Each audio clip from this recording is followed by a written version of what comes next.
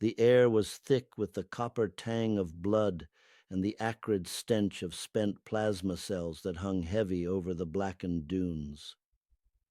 I reached out through the shifting fog of war, my fingers trembling as I sought a moment of human connection amidst the silent slaughter of the shore. Behind me sat a silent figure, a silhouette of a soldier slumped against the jagged obsidian rocks of the coastal defense line. I whispered a plea for a light, a simple spark from a match to dull the razor edge of the encroaching morning cold. There was no reply, only the rhythmic thrum of distant heavy artillery shaking the very foundations of the world beneath our boots. When I finally turned my head to look, I saw the helmet was still perched perfectly level, but the man who should have been beneath it had been erased by a single cruel bolt of kinetic energy. Many hours later, under the bruised purple sky of a fading day, I would stand over a piece of twisted metal that had once been a fine service rifle. It lay in the dirt of a shallow trench, snapped cleanly in two by a jagged shard of hot shrapnel that had fallen from the heavens like a bolt of divine judgment. Had I been resting where I was originally ordered to be, that jagged steel would have found my own spine instead of the wooden stock. The realization of such a narrow, impossible escape would haunt my waking hours and my deepest dreams for the next 50 years of my life. It stood as a silent, terrifying testament to the strange and flickering hand of providence that governs the living and the dead in times of chaos.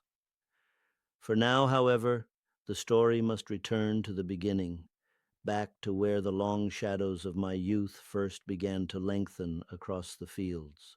I was born in the dusty outskirts of the Oakhaven colony, raised on a failing moisture farm 2 miles west of a dying trade post called Providence. My father was a hard-working man of the soil, but he could not afford the basic credits required to pay for my room and board within the protected city walls. We lived out in the harsh, unprotected country where the wind bit through the siding of our shack and the crops withered under the dual suns. I was on the verge of quitting my education entirely to work the fields full-time until I found a job assisting a widow who managed a boarding house for local laborers. In exchange for scrubbing floors and hauling heavy crates of supplies, she provided me with a small cot and a roof over my head. This allowed me to stay in town and finish my schooling, though my heart was often miles away in the open barrens. One humid Saturday morning, my cousin Silas and I were wandering through the Central District, killing time before the afternoon heat became unbearable. We walked past the old Criterion Theater, where a holographic poster announced a special matinee featuring the latest frontier adventure for the price of 10 credits. We patted our pockets in unison, but between the two of us, we could not produce even a single copper penny to our names. Silas looked at me with a mischievous glint in his eye and pointed toward the local recruitment station for the Planetary Defense Force. He noted that the banners outside were advertising for new recruits to fill the ranks of the frontier divisions as tensions rose on the horizon. This was the era when the hegemony had started seizing territory in the outer rim, annexing independent systems without a single word of protest from the central government. The military was frantic to bolster its strength in anticipation of a coming conflict that everyone felt in their bones but no one dared to name. Silas suggested that we should walk right through those heavy reinforced doors and enlist in the service together that very morning. I reminded him with a nervous laugh that we were both only 15 years old and the legal age for service was strictly 18. Silas gripped my shoulder and told me that if we looked the officer in the eye and spoke with total confidence, they would never suspect the truth. He said all I had to do was say I was 18 years old with a firm voice, and they would hand me a uniform without a second thought. We straightened our tunics, wiped the dust from our boots, and stepped into the cool, sterile air of the armory to meet our destiny. The recruitment officer was a weathered veteran with silver hair and eyes that seemed to have seen the birth and death of stars. He looked up from his terminal and asked what he could do for two fine young men such as ourselves on a Saturday morning. Being addressed as young men when we were merely boys provided us with a sudden, intoxicating surge of inspiration and misplaced courage. I told him clearly that we wished to join the colonial infantry, and I kept repeating the number 18 in my mind like a sacred mantra. He leaned forward, his gaze intensifying, and asked me what specific year I had been born in to verify my eligibility. My mind raced as I tried to perform the mental subtraction required to bridge the gap between my true age and the lie. I knew I had been born in the year 1922, which meant I needed to subtract 3 years from my life to satisfy the requirement. I blurted out the year 1919 with as much conviction as I could muster, praying that my voice would not crack under the pressure. The officer didn't even blink or ask for a digital identification chip, simply sliding a physical parchment across the desk and telling me to sign right there. It was a moment of profound transformation that felt both exhilarating and deeply terrifying as the ink dried on the official documents. Shortly after our training was complete, the enemy launched a surprise orbital strike on the primary naval shipyards at Pearl Harbor Station. The world changed overnight, and before I could process the shock, the 135th Infantry Regiment was being mobilized for immediate deployment. We were moved to a massive staging ground in the Northern Territories for embarkation, preparing for a journey across the great dark sea of the void. We began our overseas service in the rugged highlands of northern air, where the mist never seemed to lift from the emerald slopes. It was there that I was unexpectedly transferred into the strategic planning department of the Fifth Corps, a move that baffled my young mind. At the time, I didn't even know what a strategic planning unit was or why a farm boy from the infantry was being called to such a high level. I was a grunt from a line regiment, and in the hierarchy of the military there was truly nothing lower or more expendable than a common foot soldier. Yet there I was, suddenly rubbing shoulders with high-ranking officers and being exposed to the inner workings of the Great Crusade. I quickly learned that the Corps was a massive machine, with two entire divisions operating under its command and a complex staff structure to manage them. There were four primary branches of the command staff, each designated by a letter and a number to signify their specific responsibilities. The first branch handled personnel and logistics, while the second branch focused entirely on gathering intelligence regarding the movements and capabilities of the enemy. The third branch, where I had been placed, was responsible for the actual planning and execution of combat operations and large-scale training maneuvers. I was promoted to the rank of sergeant because I could type faster than any of the other men, and I possessed a keen eye for detail. Out of 30 qualified men, Commander Vane personally selected me to accompany him to the secret planning sessions for the upcoming invasion of the mainland. We traveled to the coastal fortress of Portsmouth, which had become the nerve center for the Supreme Commander and his entire elite military staff. Although I was in the same complex as the legendary generals who would decide the fate of the galaxy, I never actually saw them in person. My days were spent in windowless rooms illuminated by the flickering blue glow of holographic tables, tracking the movements of our two primary divisions.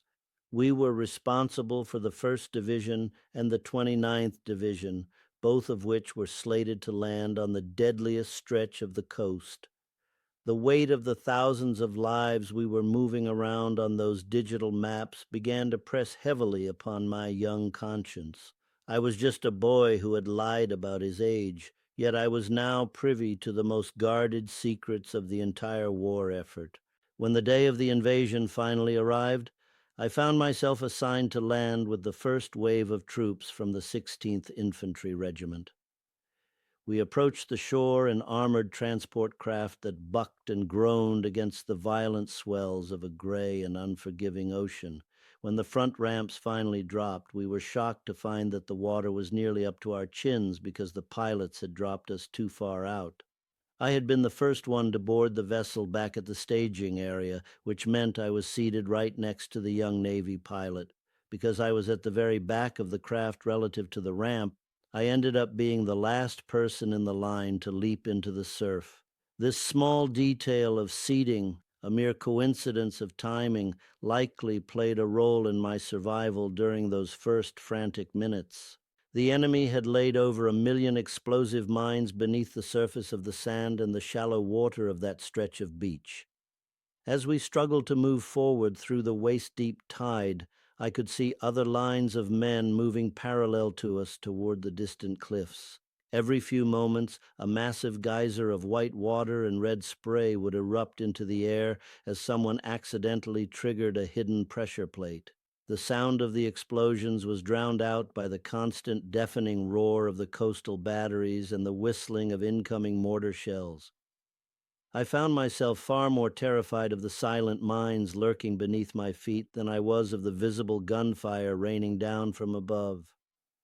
My boots felt like lead, and every step was a calculated gamble against a sudden and violent end in the cold, salty brine. Once I finally managed to crawl out of the reaching surf and onto the slick, dark sand, I became separated from the rest of the 16th Regiment in the chaos.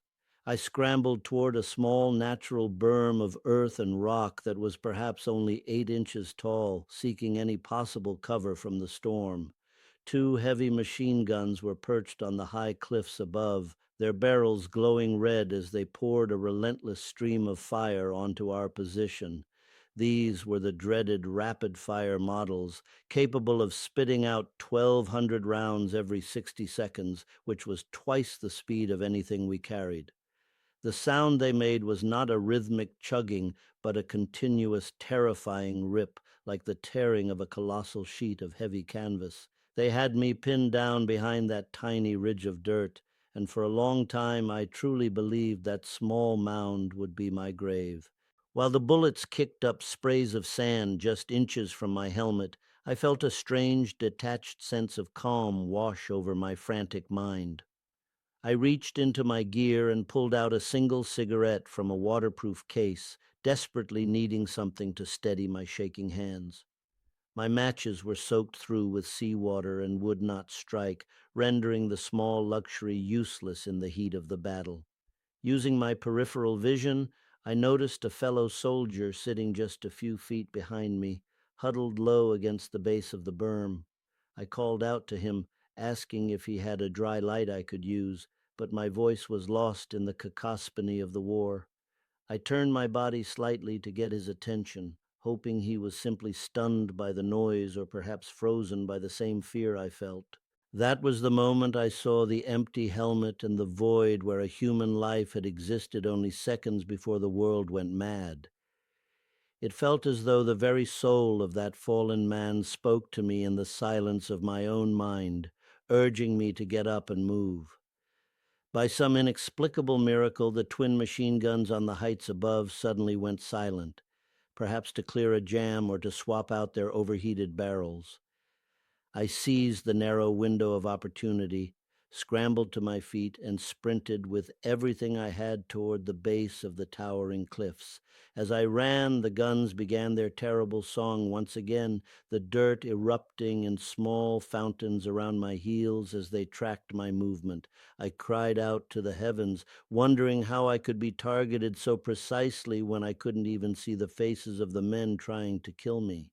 I reached the rocky shadows of the cliff face without a single scratch on my body or a single hole in my standard issue uniform.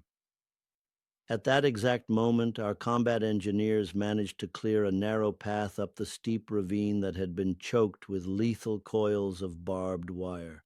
They used long explosive tubes called Bangalore torpedoes, sliding them under the obstacles and detonating them to create a jagged breach in the enemy's perimeter.